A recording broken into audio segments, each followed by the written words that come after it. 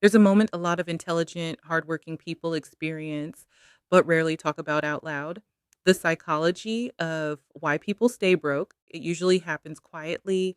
Maybe it's late at night and you're looking at your bank account after the kids are asleep, or you're sitting in your car after work thinking about everything you've accomplished over the past decade, the degrees, the promotions, the long hours, the responsibilities you've carried. And yet, something still doesn't quite add up because on paper you're doing well, you're smart, you're capable, you've worked hard for years, but financially, things still feel tighter than they should. Money still feels like something you're managing rather than mastering. And that leads to a strange question that people rarely admit they're asking themselves. How can someone who's this capable still feel this financially behind? If intelligence alone created wealth, a lot more smart people would be financially free. But intelligence and wealth aren't actually the same skill. And once you understand the psychology behind that difference, a lot of financial confusion suddenly begins to make sense. One of the biggest misconceptions about money is that financial success is mainly about knowledge. We tend to assume that if someone understands money, they'll eventually build wealth. But if that were true, most educated professionals would be financially secure. Doctors wouldn't struggle with debt, engineers wouldn't live paycheck to paycheck, lawyers wouldn't feel financially trapped. But the reality is, many smart people stay broke, not because they lack intelligence and not because they lack discipline, but because money behavior is shaped by psychology, identity, and environment, not just information. Financial success isn't simply about knowing what to do. Like, it's about consistently behaving in ways that allow money to grow. And behavior is heavily influenced by something deeper than knowledge. It's influenced by identity, how you see yourself, what you believe about money, and the systems your life naturally falls into. That's where the real story begins. One of the most powerful forces shaping financial behavior is something psychologists call scarcity thinking. Scarcity thinking develops when money has felt uncertain for long enough. Maybe growing up, money was always tight. Maybe bills were stressful. Maybe unexpected expenses created chaos. When someone experiences financial instability for long periods of time, their brain adapts. It becomes hyper focused on the present moment. Every decision becomes about immediate survival. How do I cover this bill? How do I make it through this month? How do I reduce this pressure right now? And that kind of thinking is actually very intelligent in the short term. It's adaptive, but it comes with a cost because when your brain is constantly focused on survival, long term thinking becomes harder. Investing requires patience, saving requires delayed gratification. Building wealth requires decisions that may not feel immediately rewarding. Scarcity thinking makes those decisions feel unnatural. So even smart people can find themselves stuck in cycles of short term financial behavior, not because they don't understand the math, but because their psychology is operating in protection mode. Another reason intelligent people struggle financially has to do with identity. By the time someone reaches their 30s, they've often built an identity around their career, their profession, their social environment, and their lifestyle. And lifestyles come with expectations: where you live, what you drive, where you eat, where you travel. None of these decisions feel irrational in isolation, and they just feel like part of the life you've worked hard to build. But here's where something subtle happens: your lifestyle begins defining what normal feels like. If your social environment assumes certain standards, those standards quietly become your baseline. You don't feel like you're overspending, you feel like you're participating. But when lifestyle grows alongside income, something interesting happens. Financial pressure doesn't disappear, it just grows with you. You make more money, but your life requires more money to maintain. And over time, your financial life becomes something you sustain rather than something you expand. Many intelligent professionals fall into this trap. They build impressive careers, but their lifestyle absorbs the financial progress. So the wealth building stage never quite begins. The third trap: the illusion of productivity.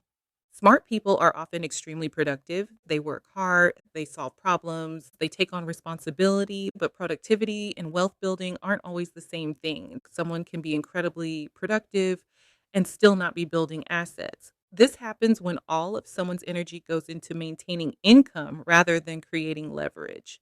Leverage simply means systems that allow money to grow beyond your time. Investments, ownership, assets that appreciate. Without leverage, income must constantly be traded for time, which means financial progress only happens while someone is actively working.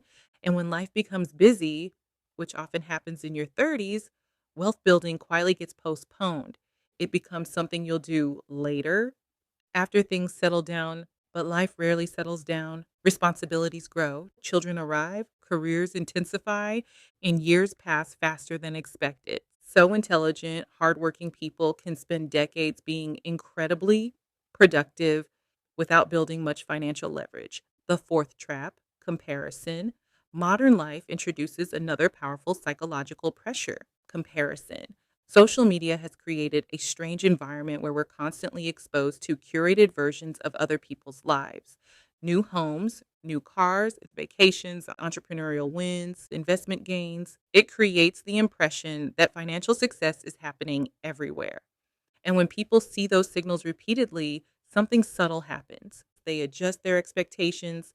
The lifestyle they once considered luxurious starts feeling normal, and their own progress begins feeling slower than it actually is. Comparison distorts perception. It makes moderate success feel like failure. And that feeling can push people into spending decisions that maintain appearances rather than build stability. Smart people are not immune to this. In fact, people who care deeply about achievement can sometimes feel this pressure more intensely because success becomes tied to identity and identity becomes tied to lifestyle. At some point, many people reach a realization, usually somewhere in their 30s or 40s, and they realize money isn't just a math problem, it's a stewardship problem. Stewardship is an old word, but it describes something incredibly practical. It means managing resources intentionally rather than reactively. When someone begins seeing money through the lens of stewardship, something changes. They stop asking, how much can I earn? And start asking different questions. What am I building? Where is my money actually going? What kind of life is this financial pattern creating?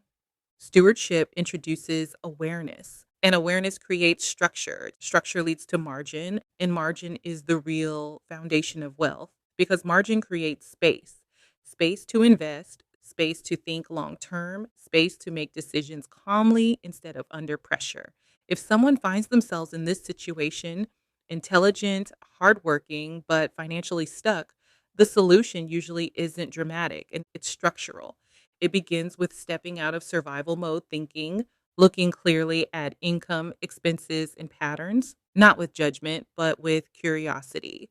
Then comes the second shift, separating lifestyle identity from financial identity. Just because something is common in your environment doesn't mean it must be permanent in your life. Small adjustments to lifestyle can create significant financial margin, and margin creates options. The third shift involves ownership, beginning to direct some portion of income toward assets rather than consumption. Even small investments, when given enough time, can grow significantly through compound returns.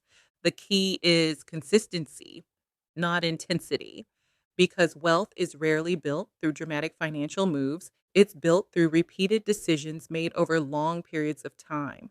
One of the most comforting realizations about money is this: if you're intelligent enough to ask deeper questions about your financial life, you're already closer than you think. Staying broke isn't usually the result of lack of intelligence, it's usually the result of unconscious patterns. Patterns of spending, patterns of comparison, patterns of reacting instead of planning. But patterns can change. Once awareness appears, financial behavior begins shifting slowly, gradually, and often quietly. The truth is, wealth rarely looks impressive while it's being built. It looks like patience, it looks like margin, it looks like consistent decisions that may not attract attention today, but create freedom later. So, if you've ever wondered how someone smart could still feel financially stuck, the answer isn't intelligence, it's psychology. And the encouraging part is that psychology can evolve. Once your relationship with money changes, the direction of your financial life usually follows, not overnight, but steadily. And over time, those steady decisions tend to matter far more than most people realize.